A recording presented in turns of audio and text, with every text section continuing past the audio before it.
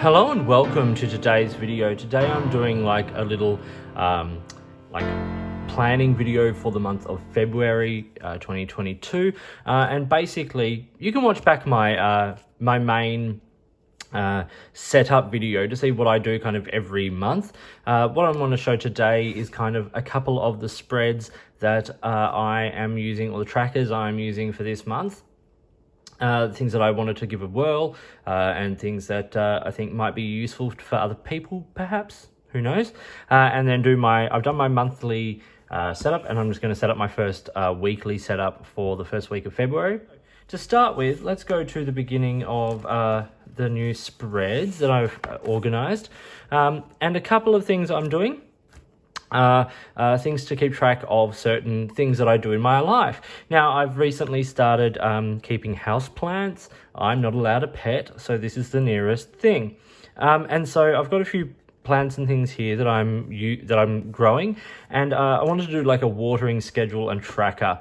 So basically what I've done is I've gone through and listed the plants and put summer and winter watering schedules.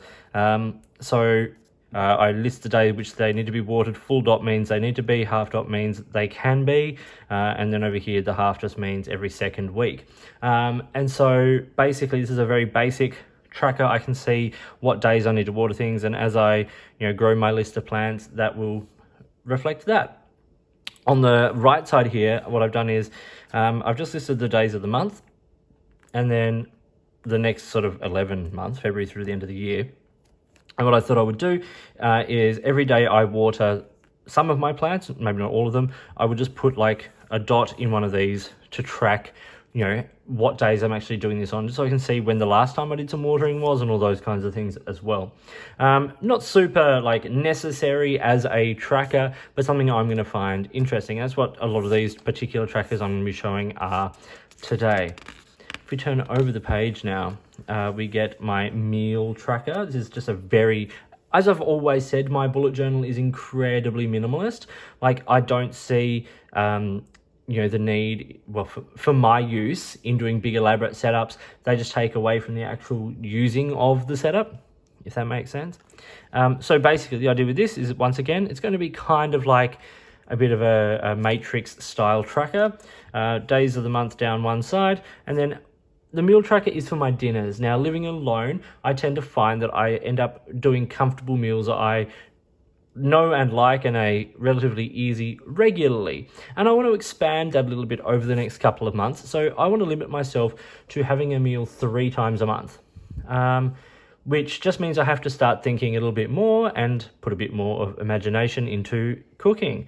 Because I enjoy cooking. I actually really love it. I'm quite handy. I'm not amazing, but I'm handy. So this is something that what I'll basically do is I'll list the meals across the top here, similar to like how I listed the days and the months across there. So they'll be listed down across here, and then each day I have it, I'll put a what I've decided, as you know, I use these Sakura micron marker thingies, fine liners, and what I thought I would do is each time I have the meal, I put a dot in, like I've just picked up the brown, it could be the brown or the green, and my two sort of go-to muted colors, and then the third time I have that meal that month, it'll get a red dot, which means I'm not allowed to have it anymore.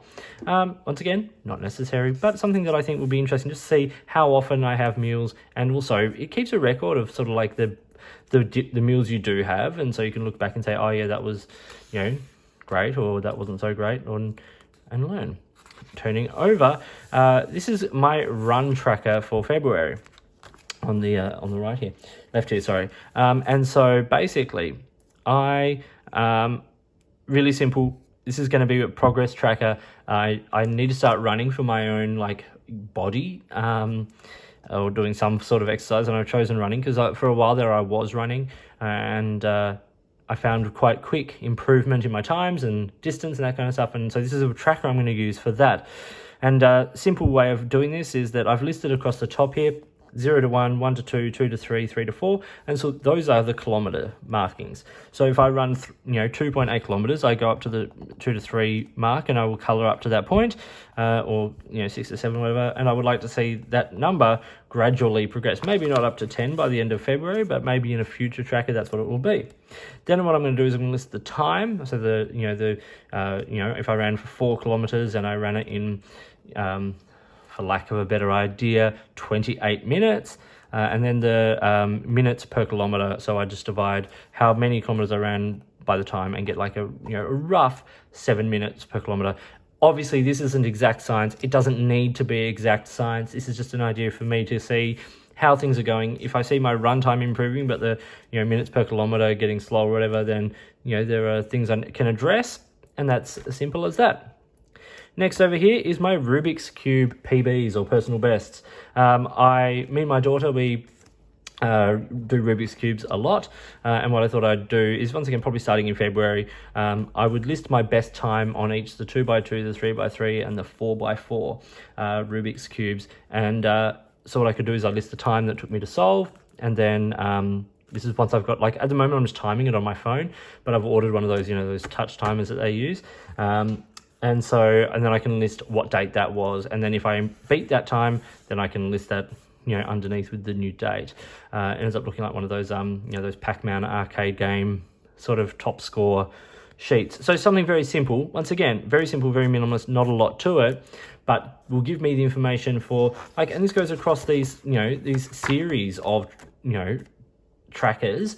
It gives me the information I want to see. So I'm not tracking every day I vacuumed or whatever, because to me that doesn't matter. I vacuum when I need to. But this gives me the information on the things that I want to see, and particularly it seems like with the running tracker and the Rubik's Cube, even though that's not a particularly necessary skill set, it gives me an idea of where I'm improving and where I can improve. Meal trackers, once again, similar kind of thing, just about making sure that I eat different foods, and that I'm once again taking care of myself as well, and taking care of my plants. After this, we get the February monthly, and as you can see here, this is where I've started to black a few things out, just simply because, like, it's not information you need, or it's something that hasn't been announced yet. So the setup for this is exactly the same, with a couple of little alterations just as projects and things have started. So this is the month of February. And where I list the date and the day, and then I put the projects, and these are 2 projects that are running for the entire length of the month. So each one will be a different color. I've got the brown and the blue black as well, and I can list shorter term events in there and longer term, as many as I can fit. And then the dots on this line are just like when the actual performances are, and so that will continue. And as I move into March, April, May, etc., those projects will change depending on what I'm actually working on. Then we get tasks. This is a simple monthly task list, things that need to be achieved this month but not specific to days. The daily ones will go on the specific daily to-do list. You could put a date there if there was something that you needed done specifically on that day. There's no issue with that either. Then across the page we get once again the days. Then the social media. This gives me this is where I've listed mainly the YouTube videos that are going live for that month. If you look at this, you'll be able to get an idea of what's coming up in February. And then YouTube and Instagram, and then Reddit, so where I actually post about the things. Easy. And then, of course, a budget linked up with the day as to what comes out when. So those are the setups I've done. That is my basic monthly setup. We are going to do my weekly setup live here on camera, which is absolutely terrifying. But please forgive me. This is, it'll be what it'll be. So this actually will start on March 31st because that is a Monday. So in my black liner, I just put Monday, 31 Jan, to, what will that be? To Sunday, 6 Feb 2022. Then then we'll just get the days up.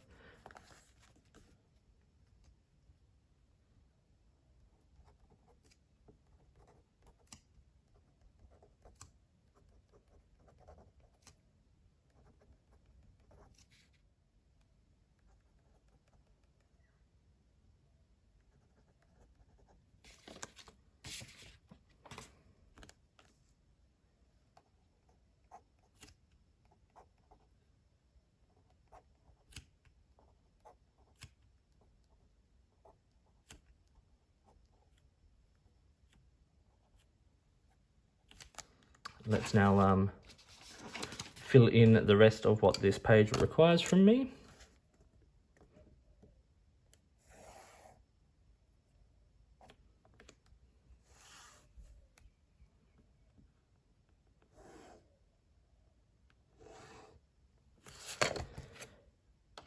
So I do my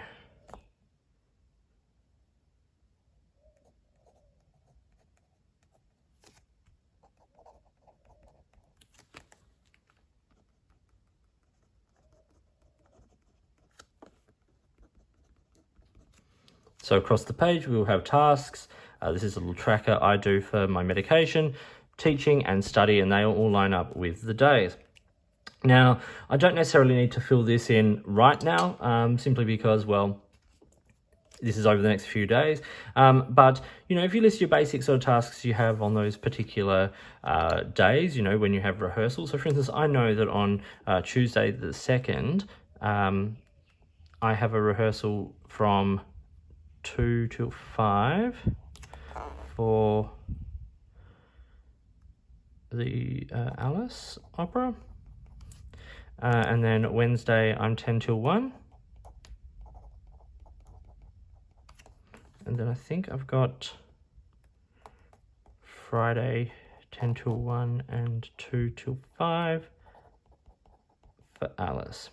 Okay, so you get the idea. Basic tasks and appointments, those kinds of things that need to happen, particularly on that day, you can list ahead of time. And then, yeah, track that. Teaching and study. So for instance, on the study side, I know I have to study Donizetti on Monday, because that will be revising what I look at on rehearsal on Sunday. Oh, that reminds me. So there's 2 till 5 for Pasquale on Sunday. So I need to revise from the previous week of that. And then I'll give that another whirl on Saturday. That just means, and I'll then fill out, you know, the rest of the other things I need to work on, and sort of the teaching. I'm not teaching a whole lot at the moment, simply because I'm in rehearsal for a show. So that, you know, this could be anything you need it to be. But as I'm going then and starting my week, I can see roughly when I've scheduled to do these rehearsals, just so nothing gets missed or left behind. So that is my basic weekly setup, as you saw, as well as a couple of spreads and trackers that I'm going to be using this month.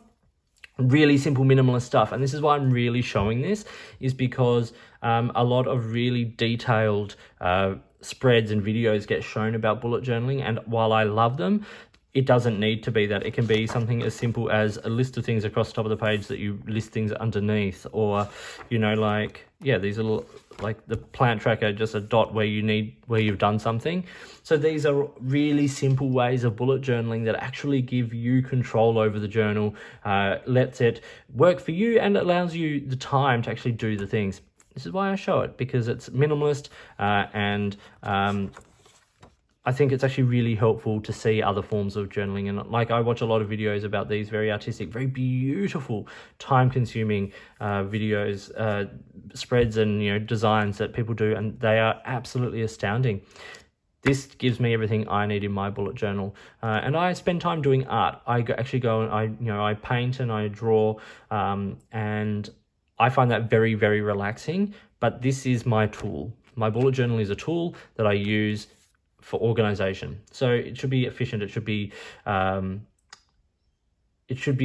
working for you. So thank you for watching. I hope you found this video interesting and useful. If you did, give it a thumbs up and subscribe to the channel, hit the notifications button, all that kind of stuff. If you've got products you think I should be looking at, or if there's a way you would like to support my channel, I would love to hear from you. In the meantime, keep bullet journaling, keep organizing and tracking everything you need to and getting the information you need, and I'll talk to you soon.